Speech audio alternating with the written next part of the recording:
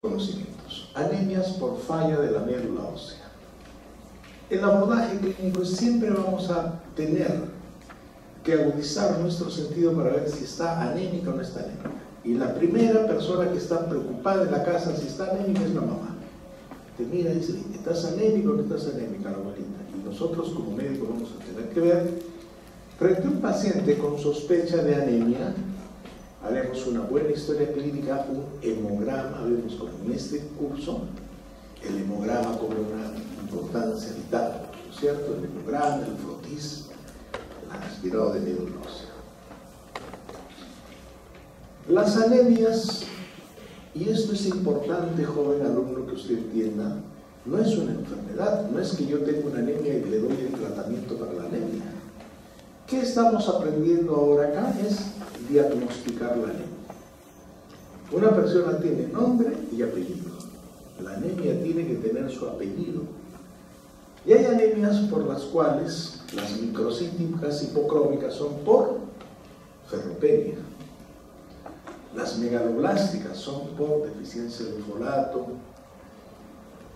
Hemoglobina, hematocrito, constantes corpusculares. Usted está aprendiendo a diagnosticar anemia, ¿no es cierto? Ya hay anemias que son porque no se produce en la médula ósea, y nosotros vamos a revisar en esta oportunidad anemias por falla en la médula ósea, que son las anemias hipoproliferativas, que generalmente son macrocíticas, normocíticas o macrocíticas normocrónicas. Pero es muy importante recordar que son anemias normo o macrocíticas normocrónicas con reticulocitos baja. Y en esta clase vamos a revisar las principales anemias por falla de la médula ósea.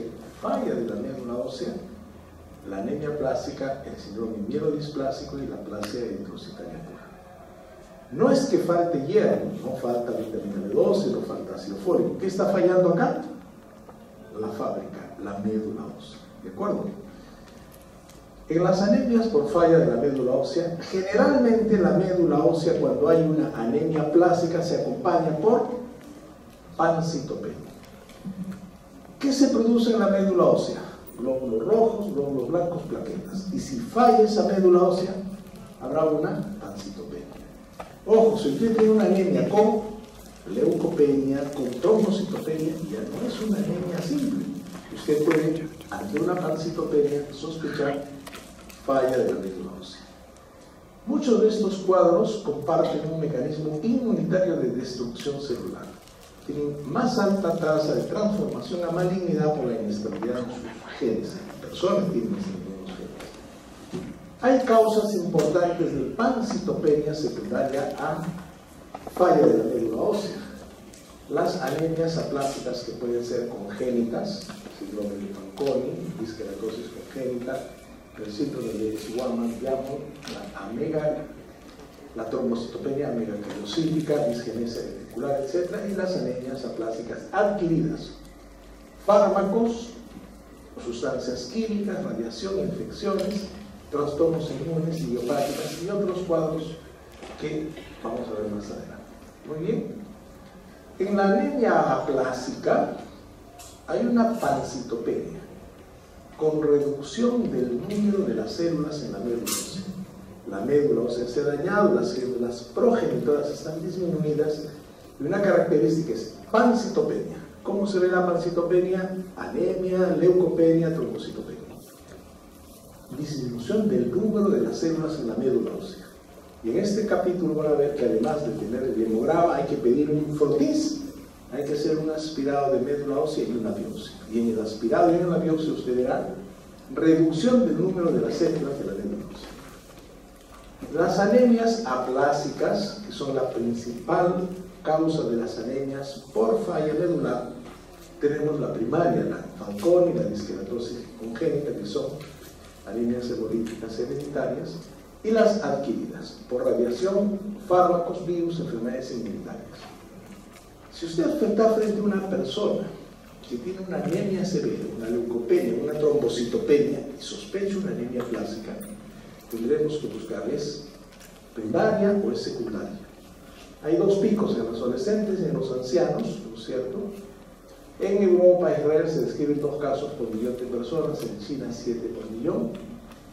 Y las causas más importantes de anemia aplásica, ¿no es cierto? Hay una causa que son idiopáticas, los citotóxicos. Los pacientes con neoplasias a los cuales le dan quimioterápicos, los quimioterápicos van a disminuir la hiperproliferación de las células neoplásicas, pero muchos de ellos van a producir toxicidad medular. Y el paciente hace anemia, leucopenia, trombocitopenia. Entonces habrá que ver si está usando drogas citotóxicas, medicamentos. Jóvenes, cuando salgamos como médicos, vamos a utilizar un montón de medicamentos. Usted en su formulario terapéutico va a utilizar 500 medicamentos más o menos. Pero ojo, los medicamentos tienen los anticonvulsivantes, carbamazepina, ivactorina, fenacelina, algunos antibióticos como sulfa, el cloramfenicol. Antes tenía Europa, Estados Unidos, mucho temor de usar el cloramfenicol para la tifoidea, porque ellos tenían más susceptibilidad a hacer aplasia medular.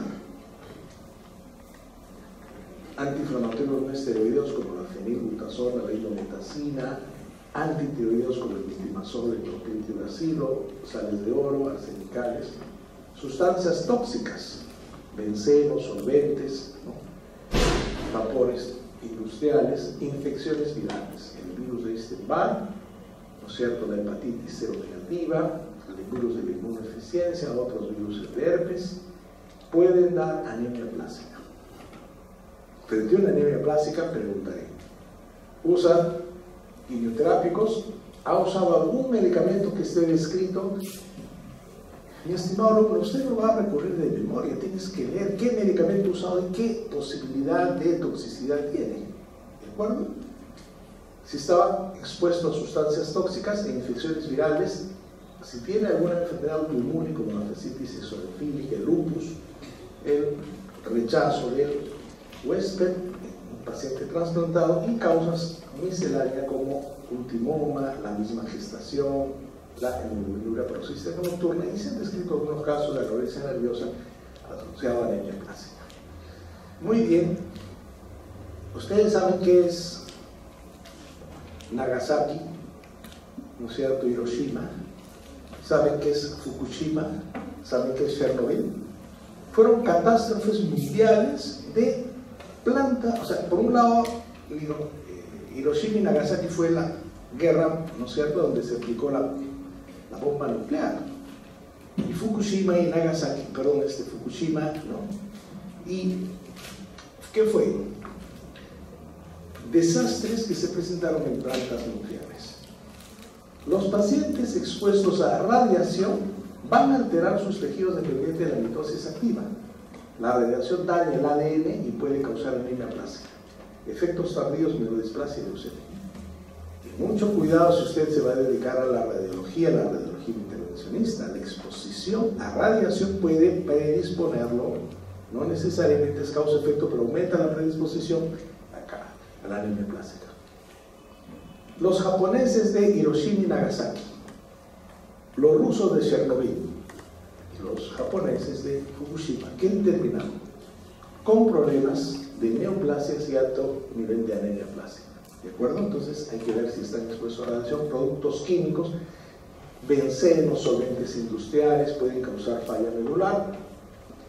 Fármacos, los antineoplásicos causan supresión medular.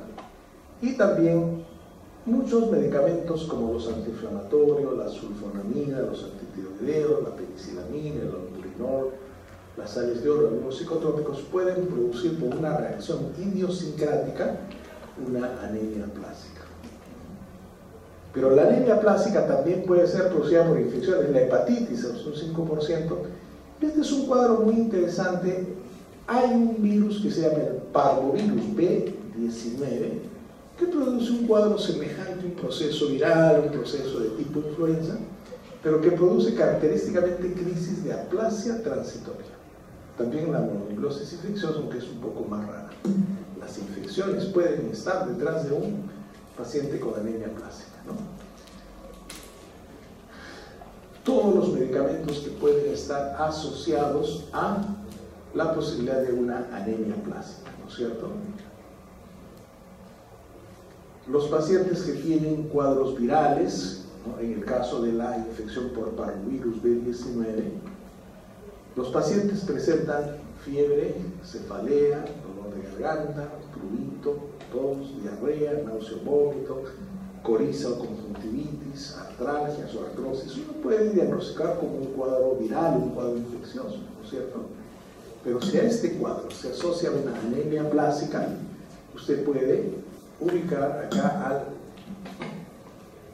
parvovirus B19 como el causante. También puede estar asociado a la mononucleosis, a la hepatitis. También hemos dicho que la anemia plástica puede estar asociada a enfermedades autoinmunes. Hay un componente inmunitario que va a dañar las células precursoras en la enfermedad de Injerto contra Huésped, la fasciitis eosinofílica, los timomas, la hipoinmunoglobulinemia, el lupus eritematoso sistémico y, menos frecuentemente, un proceso que no es tan común, la hemoglobinuria paroxística nocturna, ¿no es cierto? También a nivel constitucional puede haber mutaciones genéticas que explican la anemia de Fanconi. En la anemia de Fanconi, además de la anemia plástica, hay anomalías del trastorno del desarrollo, ¿no es cierto? Y riesgo de malignidad, pacientes con disqueratosis congénita, en la cual hay leucoplasia en uñas, en las membranas, uñas distróficas, hiperpigmentación reticular, anemia plástica. Generalmente estos cuadros se ven en pediatría, ¿no? El síndrome de Swam-Diamond, en la cual hay neutropenia, insuficiencia pancreática, malabsorción. En el embarazo puede presentarse anemia plástica, es muy rara y se han reportado casos que aparecen y recurren con la gestación. Tenemos que ver, si tenemos un paciente con anemia, leucopenia, tenemos un paciente además con trombocitopenia, es decir, una pancitopenia, yo debo pensar en la posibilidad de una anemia aplásica, falla a nivel de la médula ósea. Y tengo que buscar la causa etiológica en tóxicos, o sea, quimioterápicos, sustancias tóxicas, medicamentos, infecciones, enfermedades virales, y hay un pool también de enfermedades congénitas que pueden asociarse con anemia plástica. Desde el punto de vista de la fisiopatología, jóvenes, ¿qué ven acá? Una médula ósea poblada con células, y acá una médula ósea desierta. Aquí hay aplasia medular, un frotis, ¿no es cierto?, a nivel de la boca.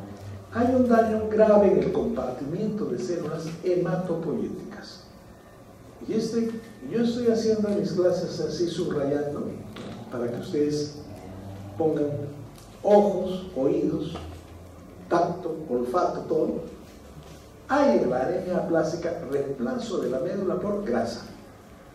Esto es médula poblada, esto es médula, ¿no es cierto?, con anemia plástica y grasa. Hay ausencia de células progenitoras y la reserva de las células madres es menor del 5%. ¿De acuerdo? Usted como médico clínico inicial dará la alta sospecha de anemia plástica a través del hemograma, el frotis, el aspirado de médula ósea. Llegaremos a este diagnóstico, ¿no es cierto?, donde hay reemplazo de la médula ósea por grasa, ausencia de células progenitoras y la reserva de células madres menor del 5%. ¿De acuerdo? Hay una serie de mutaciones que pueden predisponer a la presentación de la anemia plástica. Manifestaciones clínicas: puede haber aparición súbita como en los cuadros virales del parvovirus B19 o insidiosa. La mayoría de los cuadros son insidiosos. ¿Cuáles son los síntomas de anemia? Si alguien de ustedes tiene estos síntomas, al final de la clase me consulta para hacerle su aspirado de médula. Si hay laxitud, debilidad, disnea, sensación de golpeteo, ruido en el oído, pero lo que domina es un poco más la disnea, ¿no es cierto?, la debilidad, el cansancio. Ustedes siempre están cansados, chicos. ¿Cómo están cansados? Pero los fines de semana, viernes de la noche, yo he visto una energía importantísima en ese campeonatito que hicieron, ¿no?, donde toqué el bombo. ¿Y qué pasa? Como alguien decía, si bailáramos, no, si estuviéramos como bailáramos, pero Cuando uno tiene esto permanentemente, hay preocupación. Pero además el paciente con anemia plástica no solamente tiene síntomas de anemia, síntomas de leucopenia o granulocitosis. Cuando tú no tienes buena cantidad de leucocitos, tienes una leucopenia o una granulocitosis, vas a tener fiebre, vas a tener dolor de garganta, vas a tener signos de infección y también de trombocitopenia. La hemorragia es el síntoma temprano más frecuente, con petequias, equimosis, gingivorragia, epístaxis, nefrorragia, resto de hemorragia, sistema nervioso retina. Más o menos hace 6 meses vimos una señora que venía del campo, había trabajado con mucho pesticida. Y ella venía porque se cansaba y muchas veces la gente muy sencilla cree que así es el mundo y así que, ¿no? Estaba pues pálida, ¿no? Pero lo que me llamó la atención no era tanto el cansancio ni la palidez, sino que cuando se cepillaba los dientes, sangraba las encías. Y de repente comenzó a tener ya algunos moretones.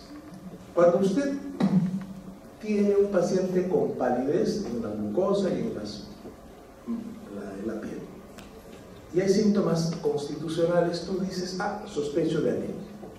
¿Cómo se corrobora? Un hemograma de hemoglobina, hematocrito, constantes suprarmusculares. Pero si el paciente ya tiene sangrado, hematomas, ¿qué piensas? Trastorno de la coagulación, de las plaquetas, ¿no es cierto? Y si ves una plaquetopenia, wow. Y si de repente el paciente hace fiebre, hay algo más, un hemograma y piensas, ¿no es cierto? La anemia plástica, el paciente puede tener síntomas de anemia, de leucopenia y de trombocitopenia, laxitud, debilidad, disnea, síntomas de infecciones. Son poco usuales al final.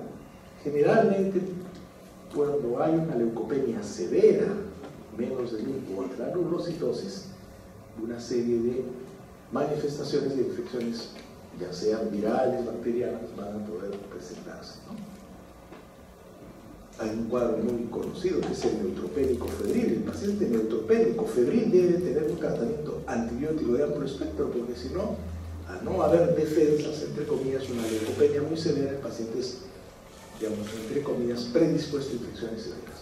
Y también síntomas de trombocitopenia, hemorragia, petequias, equimosis, gingivorragia, epístaxis, metrorragia y riesgo de hemorragia en el sistema nervioso central o retina. La anemia plástica es un paciente que tiene anemia, leucopenia y trombocitopenia. Hay que identificar en este paciente en el cual sospechamos anemia plástica uso de fármacos, quimioterápicos, anticonvulsivantes, antiinflamatorios. ¿Qué fármaco toma? Y usted revisa en su base de datos. Exposición a químicos, al benceno, a los solventes, enfermedades virales previas. Doctor, he estado con un cuadro, entre comillas, gripal fuerte y de repente estoy anémico. Usted investiga parvovirus, mononucleosis, hepatitis, ¿no es cierto? Antecedentes familiares. Y en la exploración usted evaluará pues la palidez de piel y mucosas, la presencia de petequias o equimosis, las hemorragias retinianas, las manchas de café con leche. Esto se da en niñitos que además de la anemia plástica tienen síndrome de Fanconi. Verificará en los niños si tienen las uñas distróficas o hay neutropenia para descartar la diskeratosis. Si hay encanecimiento temprano, ¿no es cierto? Y tintes, el efecto de la telomerasa, que es un trastorno poco frecuente. Y acá viene lo importante. Usted pedirá un análisis, un hemograma, en la cual veremos la pancitopenia y en el frotis sanguíneo, eritrocitos grandes, escasos, escasez de plaquetas y granulocitos, reticulocitos ausentes. Les voy a hacer una pregunta. En la anemia plástica, ¿los reticulocitos están elevados, normales o bajos? ¿Por qué? ¿Por qué no están? La anemia aplásica se produce porque hay una falla en la fábrica, falla en la nebulosa. El reticulocito está bajo. ¿Por qué? Porque falla en la médula. Si esa médula se propone pilas y comienza a producir sangre, va a elevar. Ojo, esto es bien importante, ¿eh? No hay anemia plástica con reticulocitos elevados. La elevación de reticulocitos te está diciendo, este es un paciente que se ha anemizado por un sangrado o porque tiene una hemólisis. Anemia plástica siempre es con reticulocito bajo, o ausente, ¿no es cierto? Y en la médula ósea, ¿no es cierto?, hay eritrocitos, linfocitos residuales y células estromales, más grasa. Las células hematopoyéticas ocupan menos del 25% del espacio medular. Usted que ve acá, ¿no es cierto?, ve poca cantidad de eritrocitos, no hay leucocitos, muy pocas plaquetas. Esta es la biopsia que está con grasa, ¿no es cierto? Y en esta biopsia, porque tú puedes hacer frotis, aspirado de médula ósea y biopsia, ¿no es cierto? Aquí hay muy poca cantidad de células hematopoyéticas, la mayoría son grasa, ¿de acuerdo? Entonces usted, para diagnosticar con nombres y apellidos, harás clínica, harás hemograma, aspirado de médula ósea, biopsia, puedes llegar hasta la biopsia para decir que es una anemia plástica, pero tienes que investigar fármacos, sustancias tóxicas, infecciones, enfermedades autoinmunes y enfermedades genéticas que puedan explicarte la causa de esta anemia plástica. Es importante algunos estudios de laboratorio especializados, ¿no? Por ejemplo, cuando hay y se evalúa la ruptura cromosómica con el diepoxibutano o mitomicina, es para estudiar el síndrome de Fanconi. Cuando se piden análisis cromosómico de las células medulares, se pedirá para descartar como diagnóstico diferencial si es una anemia plástica o una mielodisplasia. Pediremos citometría de flujo para descartar un cuadro de hemoglobinuria paroxística nocturna. Dentro de los análisis pediremos serología viral para hepatitis, VIH, Epstein-Barr, ¿no es cierto?, para el virus B19, y también muchos de estos pacientes tendremos que evaluarlos con ecografía o TAC en busca de escleromegalia para el diagnóstico diferencial, y muchas veces ya a nivel más de laboratorio, centros muy especializados, la resonancia magnética para evaluar el contenido de grasa en vértebras. Una resonancia de un paciente con anemia plástica, sus vértebras tendrán poca cantidad de grasa, mucha cantidad de grasa o normal. Porque en la anemia plástica, por definición, hay un reemplazo de las células precursoras por grasa. Y si hay reemplazo de las células precursoras, los eritroblastos, ¿no?, los precursores de leucocitos, los megacariocitos, vas a tener anemia, leucopenia y trombocitopenia, ¿no es cierto? El paciente joven con pancitopenia, que tiene una médula ósea con alta cantidad de grasa, estamos sospechando una anemia plástica. Pancitopenia con hipocelularidad medular. Diagnóstico diferencial, anemia plástica versus síndrome mielodisplasia. Entonces usted tiene que acostumbrarse ante una sospecha de anemia plástica, su biometría hemática con recuento de reticulocitos. Los reticulocitos van a estar ausentes o bajos, ¿cierto? Pero cuando hay una anemia plástica no hay reticulocitos. Haremos un aspirado de médula y biopsia de médula para el estudio también citogenético, análisis de rupturas cromosómicas para excluir anemia de Fanconi, citometría de flujos para proteínas de anclaje, niveles de B12 y ácido fólico, pruebas de función hepática, detección de virus hepatitis A, B y C, Epstein-Barr, HIV, virus B19. Si sospechamos un lupus ANA y anti-DNA, si sospechamos un timoma, una radiografía de tórax, y habrá que hacer evaluaciones, ¿no es cierto?, de mutaciones genéticas para ver disqueratosis congénita. ¿Usted podría diferenciar entre estas dos médulas? Aquí está con bastante celularidad, aquí hay celularidad, pero todo es más contenido de grasa, es un, ¿no es cierto?, una anemia plástica. Si el paciente tiene una anemia plástica, es un cuadro grave.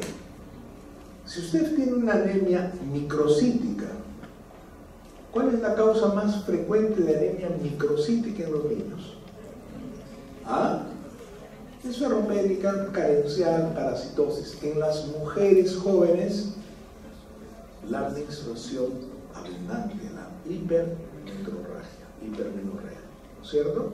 ¿Y cuál es la causa más frecuente de anemias ferropénicas en el adulto mayor? Pérdida digestiva. Y usted, en un niño, alimento, parásitos; en una mujer joven, menstruación; pero en un adulto mayor hay que buscar pérdida digestiva. Y usted tiene que ser mal pensado, desde una angiodisplasia, de una úlcera hasta una neoplasia, ¿no? Entonces ven cómo ayuda el epidemiología. Si uno tiene un paciente con una anemia macrocítica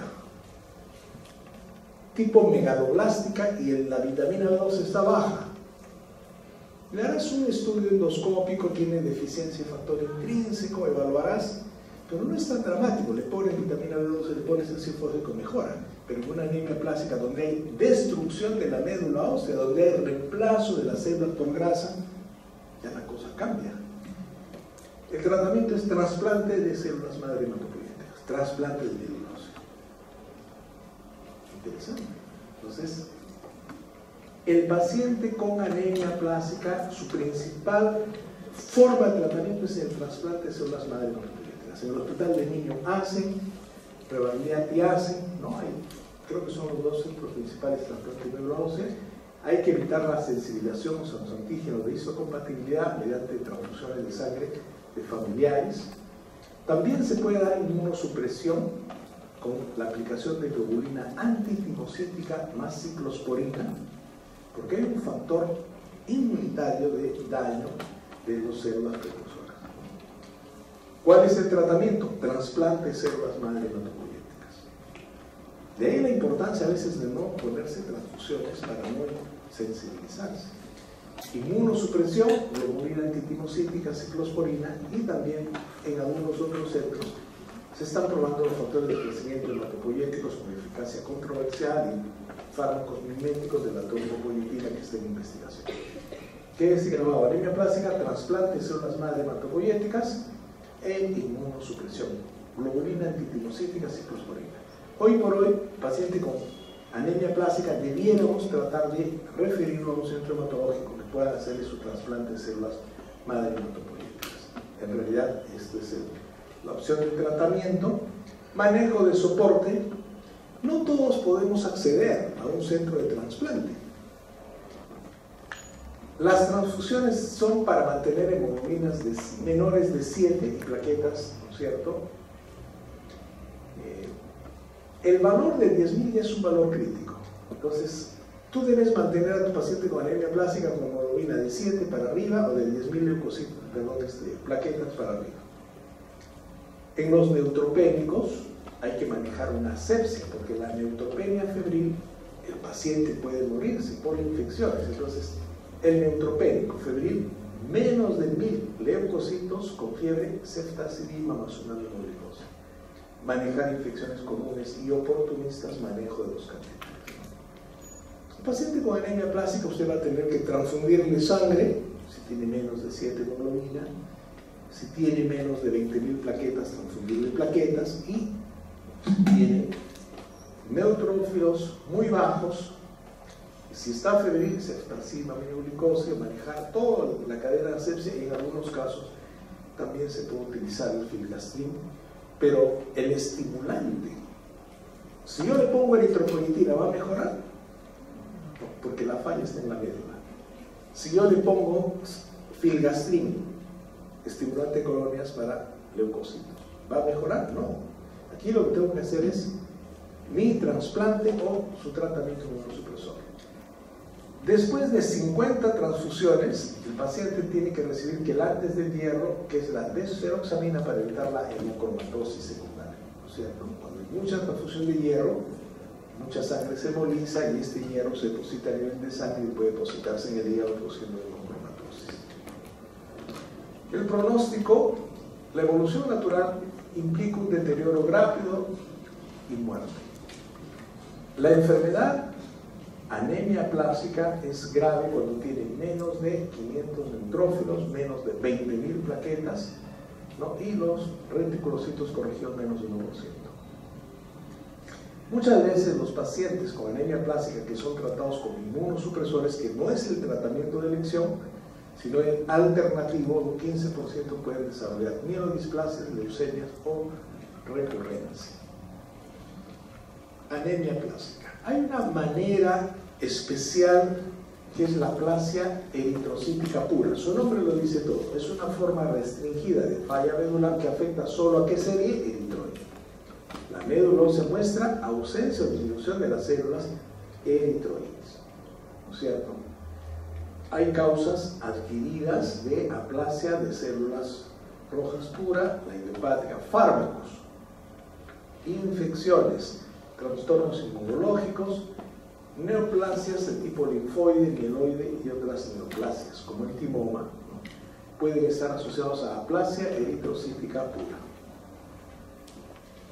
La aplasia eritrocítica pura se asocia a enfermedades inmunológicas, al timoma, a la linfocitosis granular, a la leucemia linfocítica crónica, a reacciones farmacológicas, a la infección persistente por parvovirus B19, que es una causa relevante y tratable, ¿no? En la cual hay un cuadro viral, poliarticular y una crisis aplásica transitoria. Ven acá esta tomografía de timoma y ven acá como este paciente tiene un proceso, ¿no es cierto?, viral, en la cual en el acné hay una disminución significativa de,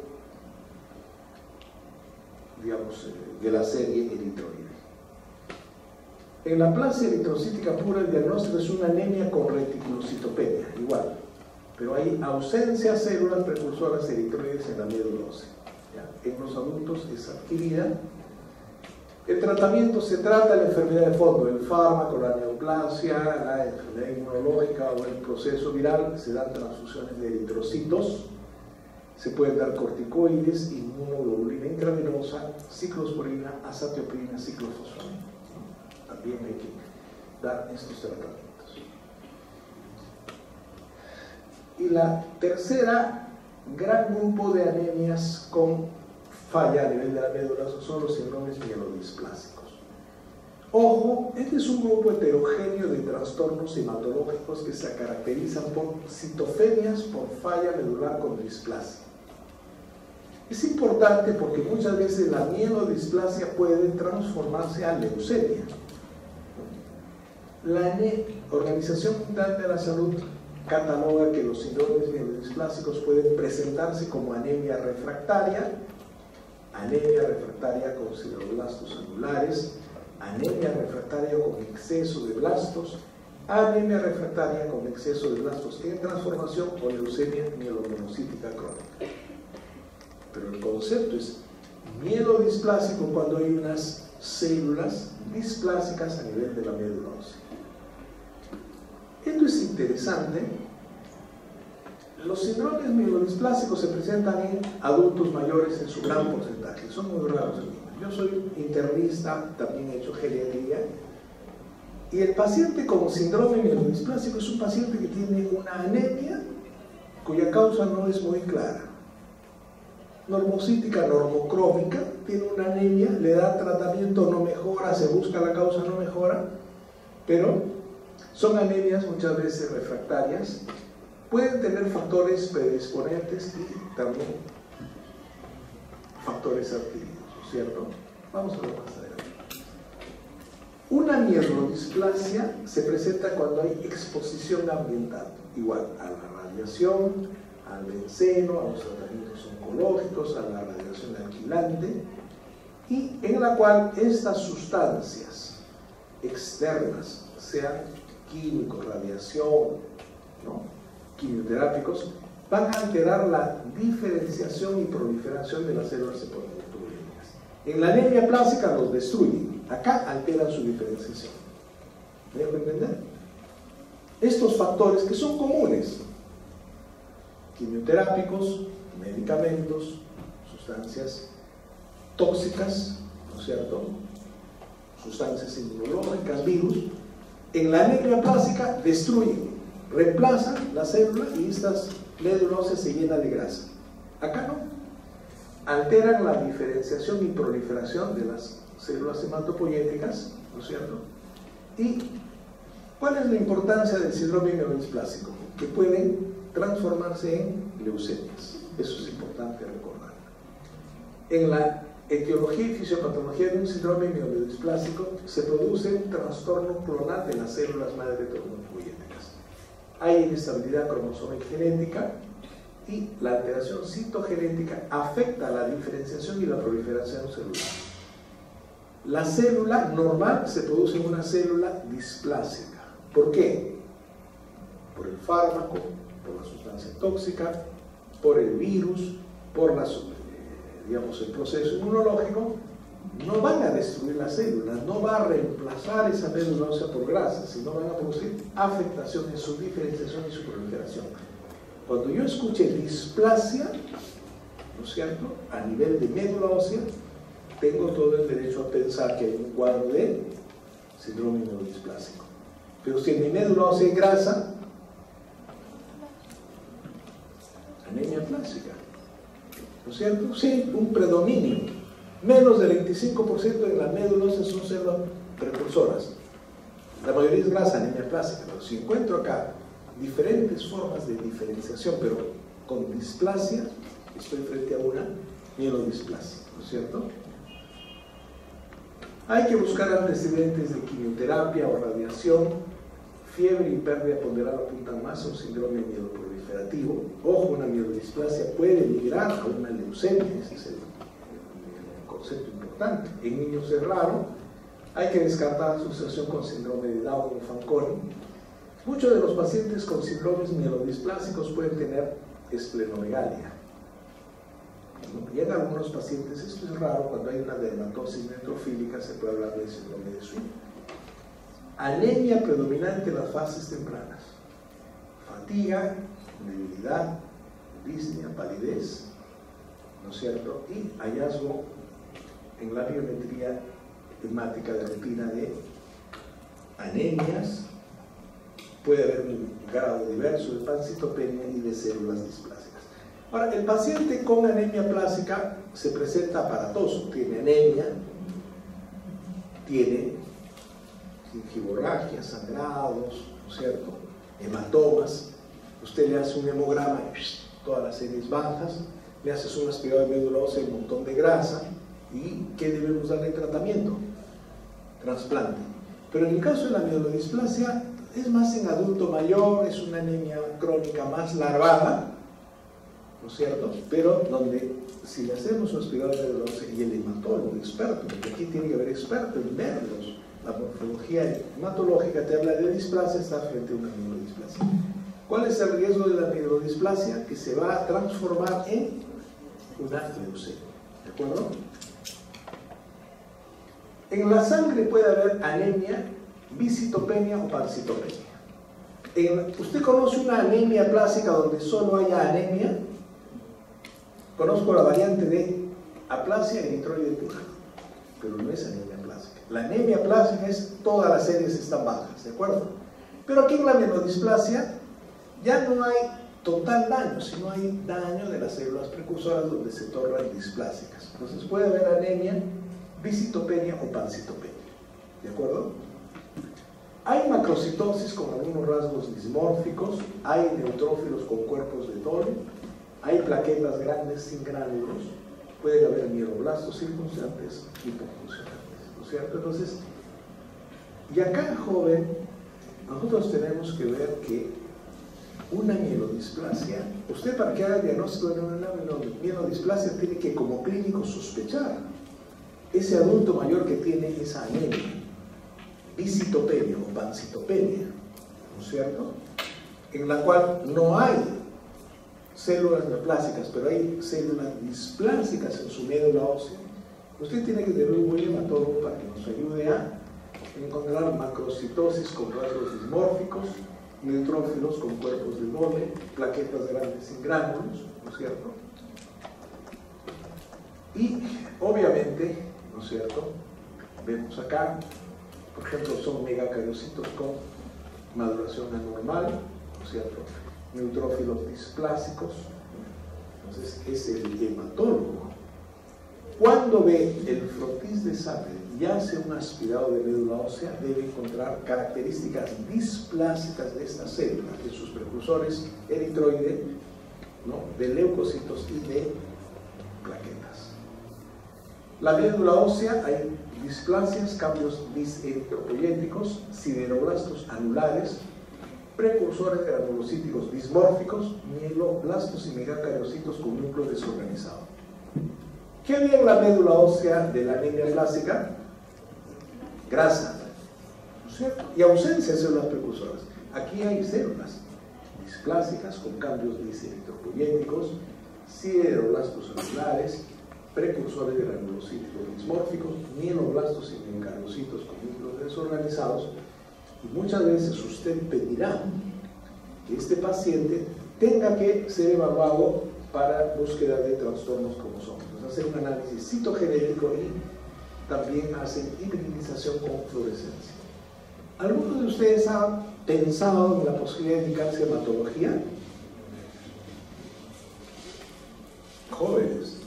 Es una especialidad muy clínica donde tienes un gran acercamiento a la patología y un acercamiento a la patología de la biología molecular y de la genética. Y realmente en el Perú no hay tantos hematólogos como se requiere y son bastante buscados, sobre todo cuando son buenos. Así que anímense, ¿ya? Van a haber solamente trastornos de anemias, leucemias, linfomas, mielomas, etc. Pero es muy interesante cómo desarrolla la especialidad. Aspirado de médula ósea, ¿no es cierto? Ven estas células con núcleos enormes, prominentes, displásicos.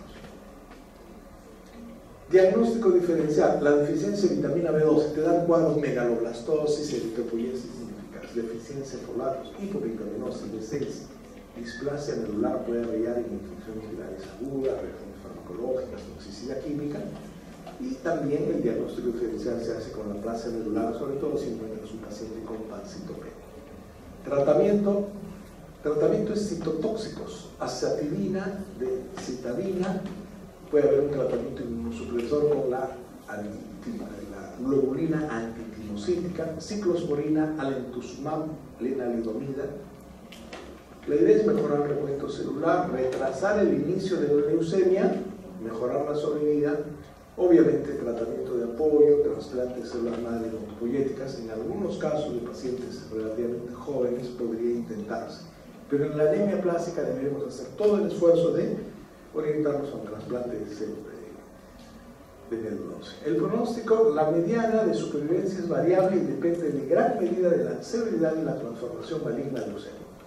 Jóvenes, un adulto mayor con un síndrome mielodisplásico tendrá un buen pronóstico. ¿Usted qué le diría a la familia?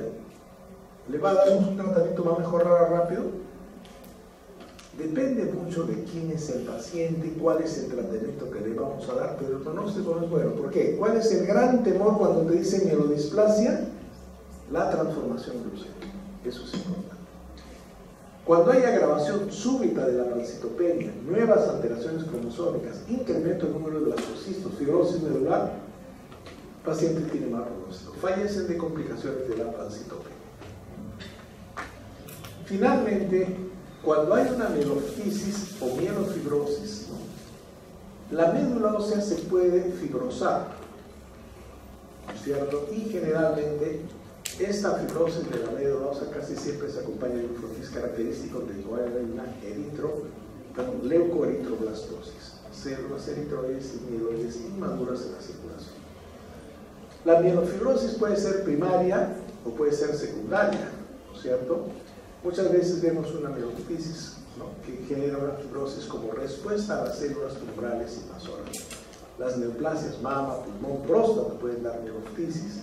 Algunas infecciones como tuberculosis, el HIV, hongos pueden dar también mielofibrosis secundaria, y la sarcoidosis, ¿no? Ven acá una biopsia de médula ósea con mielofibrosis primaria, con gran tejido, cantidad de tejido colágeno. Hay causas de fibrosis de médula ósea, los trastornos mieloides, hay enfermedades mieloproliferativas crónicas, síndromes mielodisplásicos también pueden dar fibrosis a nivel de médula ósea, la fibrosis aguda, leucemia mieloide aguda, ¿no?, enfermedad de células mastoideas, histiocytosis maligna, trastornos linfoides, trastornos reumatológicos, ¿no? Pero en la anemia por mieloptisis hay una anemia en la cual en la frontis hay una componente leucoeritroblástico característico con eritrocitos nucleados circulantes, mielomenocitos, promielocitos, mieloblastos circulantes, plaquetas gigantes, ¿no? Esta es una anemia por mieloptisis. Frontis leucoeritroblástico característico. Mielocitos, promielocitos, mieloblastos circulantes, plaquetas gigantes, y en el caso cuando hay una fibrosis de la médula severa, va a haber una punción seca, no se puede obtener, digamos, una muestra. Aquí hay una célula tumoral que está invadiendo la médula ósea, ¿no es cierto? Y va a originar esta anemia. En realidad es una anemia por un gran desplazamiento. La característica es que es un paciente que generalmente tiene una neoplasia que ha hecho una metástasis que ha invadido la médula ósea. Tú vas a encontrar los cambios leucoeritroblásticos y si hay una invasión tumoral encontrarás células tumorales, pero si es muy severa la invasión y la fibrosis podrás encontrar una punción seca, ¿no? Quisiera, jóvenes, que por favor nos llevemos el concepto. Toda anemia que tenga reticulocitos bajos es una anemia donde la médula no está respondiendo. Si tienes una pancitopenia, piensa en una anemia plásica. Y si te informan que esa médula ósea tiene mucha grasa, es una anemia plástica. Busca la causa: radiación, medicamentos, infecciones, trata de ubicar la causa. Pero al final tienes que pensar, cuando hay anemia plástica, en la posibilidad de un trasplante de médula ósea lo más rápido posible. Hay que evitar transfundirlo de manera innecesaria, plaquetas, sangre, porque hay que evitar que se isosensibilice, hay que tratar de transfundir. El otro dato es un anciano que tiene una anemia crónica, puede tener anemia, piscitopenia o pancitopenia, pero en la cual hay células displásicas de diferente grado de maduración y de diferenciación.